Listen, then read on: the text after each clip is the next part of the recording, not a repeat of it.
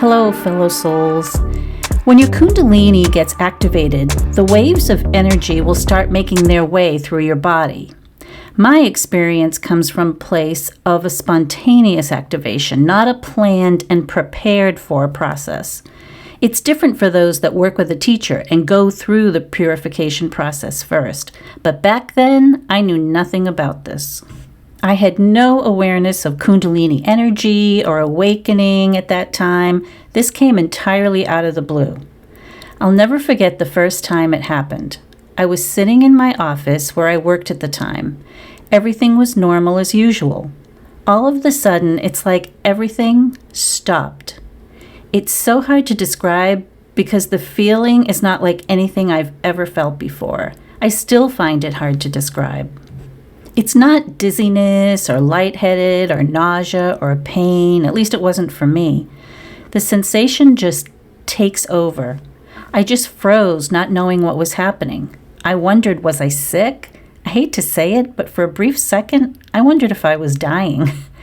It was frightening as it was very apparent that something that seemed quite serious was happening. My colleagues had me lie down on a sofa in one of the offices, and I fell asleep quickly. And when I woke up, I felt fine, like nothing had happened. So began a series of these events. I had no idea what it was, so of course I went to my doctor, who found nothing out of the ordinary.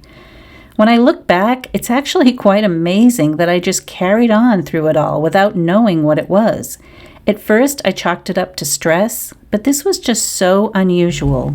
There's also what are called the spins, another hard to describe sensation that's in the head. There are explanations for all of this, but for now, I'm just talking about the experience. It could hit me at any time. I could be at lunch with my friends, or at the movies, or driving. If it happened in a car, whether driving or being driven, I'd have to stop and take a break. One time I sat down for a great meal at a restaurant in Vegas, and it came on so strong. So when it happened, I would just lose all appetite. So in this case, I went back to the room, my stomach was upset, and I hadn't even eaten. And this brings me to something important that I want to mention. In hindsight, I would have given more attention to the area where the energy was presenting in the physical, because I did end up needing medical attention down the road, and it would have been better to catch it sooner. So if the energy is affecting a specific part of the body, don't ignore it like I did. Like I always say, the Kundalini doesn't cause our ailments, but it brings what's existing to the surface. Also, every time the energy made a move, so to speak, my head would drop forward a little, and then the sensation would hit. These events lasted for months, and it was a very strange and disturbing time of my life. There were times it seemed to lay dormant, and then out of the blue it would make a move. At the very beginning, it was frequent, and then it was more sporadic. Down the road, I did find a spiritual advisor and learned that this was the Kundalini energy and that there was a lot more to come, and boy, was there ever. Eventually, the waves became less disruptive, and I actually loved the warm sensation it created. Many times, I would need to just lay down and sleep, as the energy can take a lot out of you. So much started happening, strange events and synchronicities. It's been quite a journey with a lot of disruption and a lot of amazement. Each person's experience will be unique to them, some harsh and some not so harsh. It will depend on what's going on with us physically, mentally, and emotionally, and how out of alignment we are. This process made me take a really honest look inside and at my life, and I made changes in my inner life and my outer life. I was fortunate enough to be able to make some of the changes that I did, but also in a way I felt that I had no choice. At the time, I really felt like it was a life or death situation for me, especially if I continued on with the way things were. Even though I now knew what was happening, there's only so much one can do.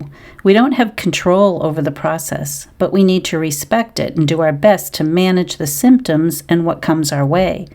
It's helpful to stay grounded, and I have a post in my community section where I share ways you can do this. This was only the beginning for me, as I then entered the dark night of the soul. I'm not an expert, but I know my experience, and I've learned a lot since 2008, and I look forward to learning more. There are many things about this process that does seem to ring true, though, for many of us. For instance, it usually only happens to one person in a family or circle of friends. Not always, but usually. It typically can begin a very isolated period of life where you're on this journey on your own. Many changes occur in our personal lives, and we can experience physical, emotional, and mental symptoms. A light is shown on everything, and we now see so clearly, and this can bring some fallout.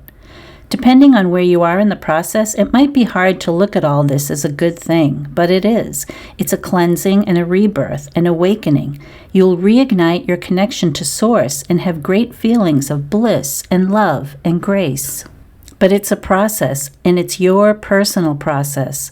It takes a lot of patience and strength and trust. And from my heart to yours, I know you have it in you.